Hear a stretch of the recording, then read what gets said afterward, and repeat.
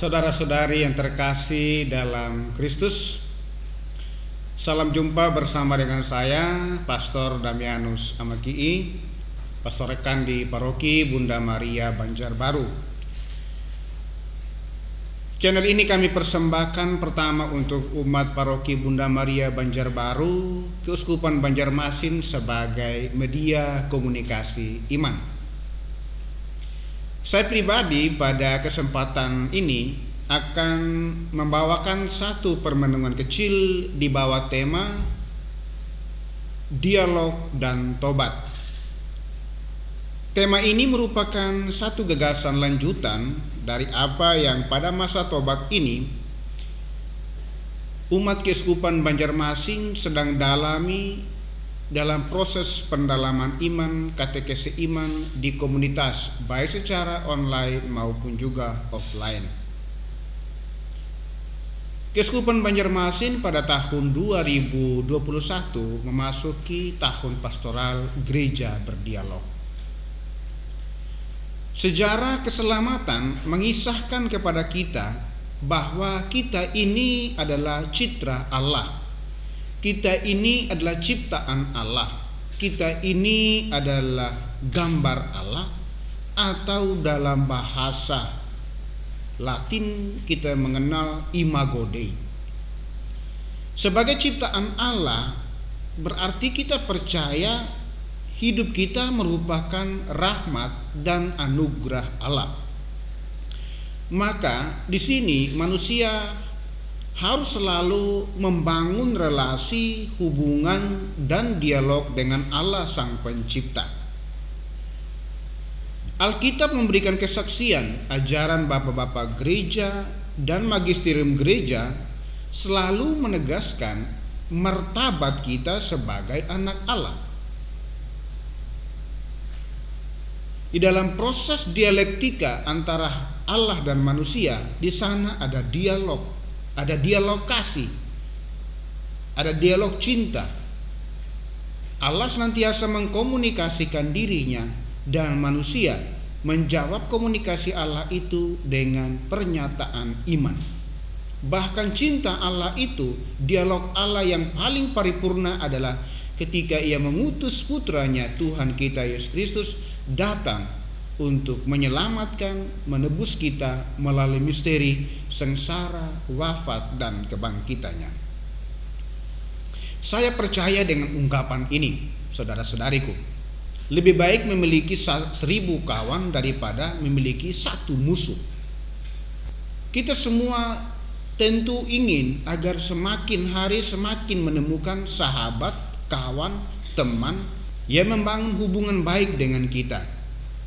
Media yang paling baik yang kita gunakan dalam proses interaksi antar pribadi, antar insan atau persahabatan insani adalah dialog. Dalam dialog itu kita semakin mengenal, kita semakin memahami, kita semakin menghargai, dan kita semakin mendukung satu dengan yang lain. Di dalam dialog itu juga kita semakin membangun relasi dengan siapa saja tanpa memandang latar belakang.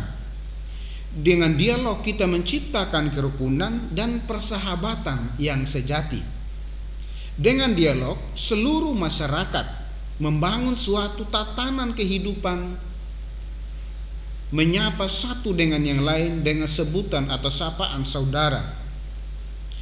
Kita memandang hidup kita memandang saudara kita, sahabat kita sebagai teman seperjalanan menuju dunia yang lebih baik.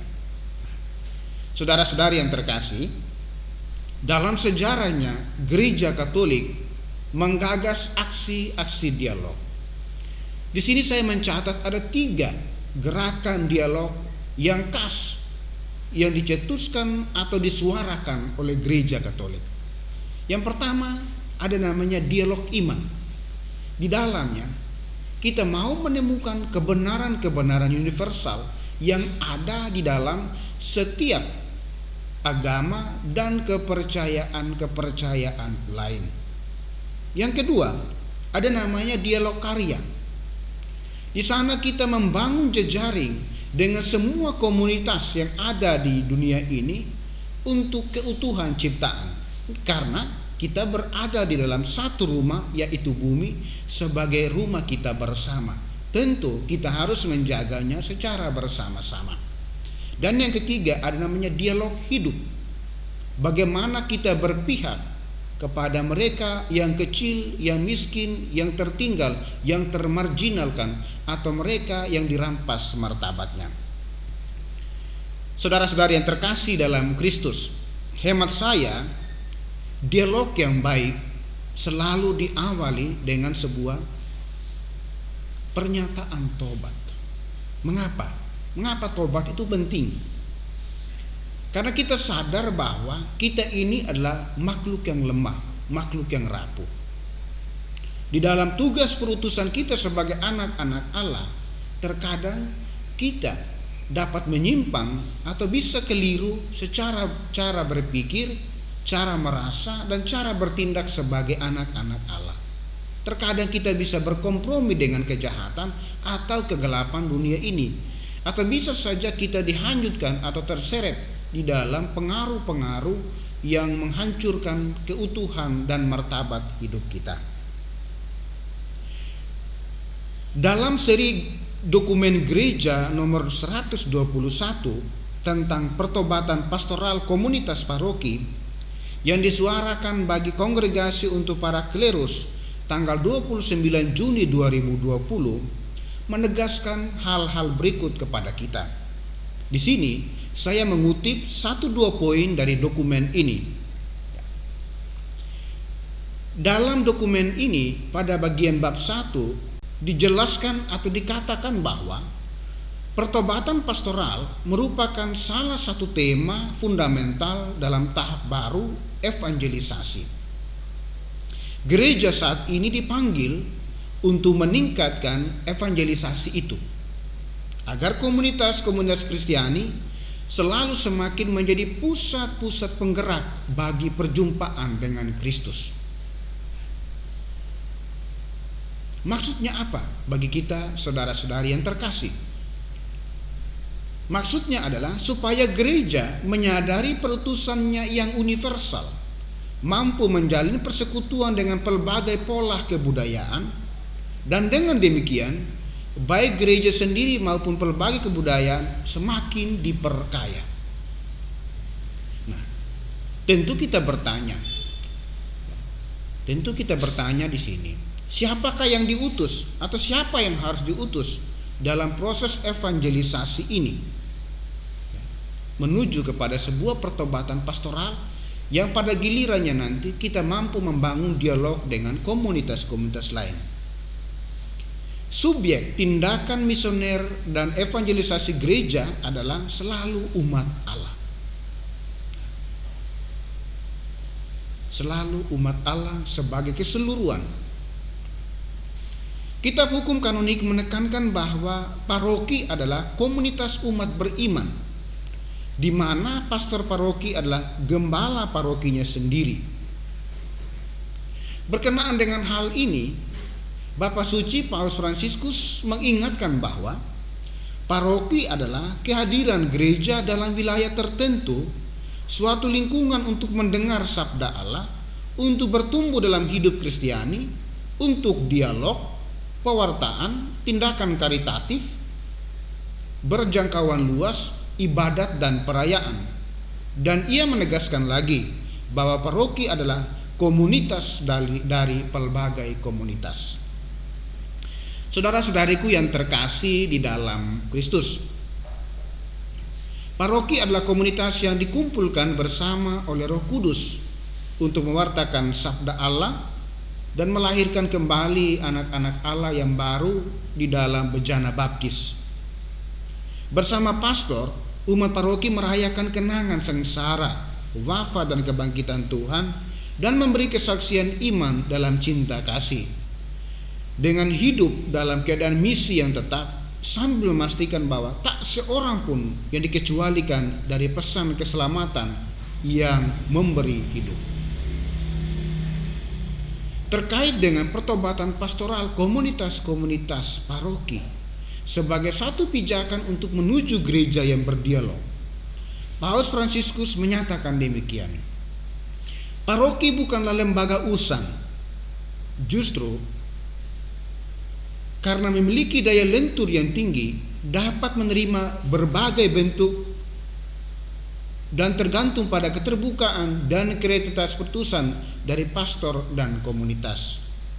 Tentu saja, meskipun bukan satu-satunya lembaga yang mewartakan Injil, jika terbukti mampu membarui diri dan senantiasa menyesuaikan diri, paroki akan terus menjadi gereja yang hidup di tengah rumah para putra-putrinya. Hal ini mengandaikan bahwa paroki sungguh berhubungan dengan rumah dan kehidupan umatnya, dan tidak menjadi struktur yang tak berguna di luar kontak dengan umat atau sekelompok orang pilihan yang hanya memperhatikan diri mereka sendiri. Meskipun demikian, kita harus mengakui bahwa ajakan untuk meninjau kembali dan memperbaharui paroki-paroki kita belum cukup membawa paroki-paroki lebih dekat kepada umat untuk menjadikan mereka lingkungan yang menghayati persekutuan dan partisipasi, serta membuat mereka sungguh-sungguh berorientasi pada perutusan. Saudara-saudari yang terkasih dalam Kristus, tadi saya mengatakan bahwa untuk membangun dialog yang sejati kita memerlukan pertobatan.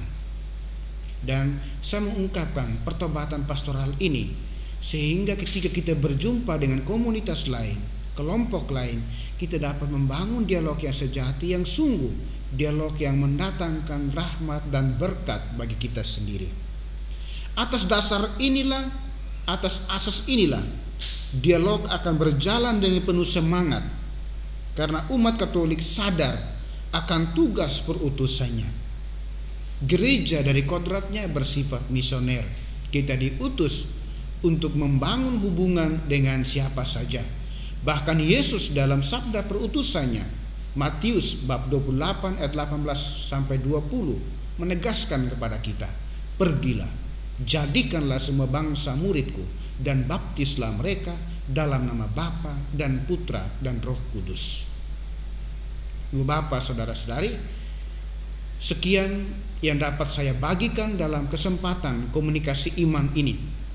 Harapan kami, harapan saya, kita semua hidup dalam rahmat Allah, dan di masa tobat ini kita semakin sadar dan juga semakin memperbaiki hidup kita untuk sungguh menjadi anak Allah. Tuhan memberkati kita.